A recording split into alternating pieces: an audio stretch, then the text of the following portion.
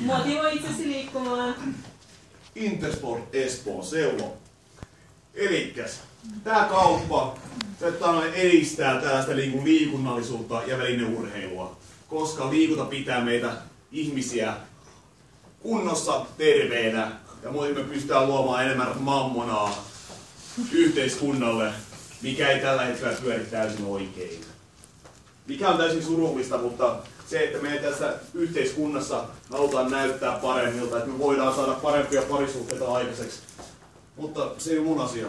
Joka tapauksessa näitä tarpeita vaalii Intersport, ja sen takia mä haluan sinne.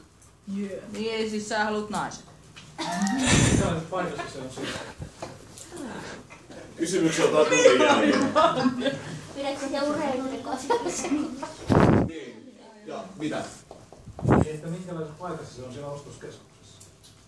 Intersport on toisessa kerroksessa Seuloa. Paitsi ottaa huomioon pohjakerroksen tai sen parkkipaikkakerroksen, niin voidaan puhua jopa 3. kerroksesta, mutta se kauppakeskusalue taas on toisessa kerroksessa.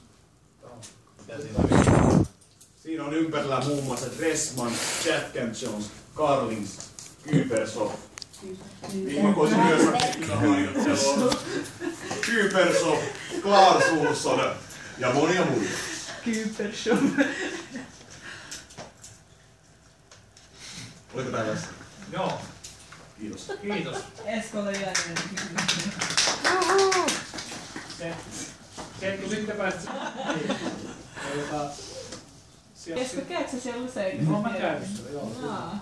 Ja sit tossa kun sanoin vaan, että... Esko motivoi itsensä liikkumaan. Kyllä, joo. Puhutaan kuitenkin, että mitä mä tarkoitin sille, että se on toisessa kerroksessa, on se, että niin ne esimiehet ja suurin osa henkilökuntaa toimii. Niin, eli siis se, missä sinä kävit. Mä kävin molemmissa.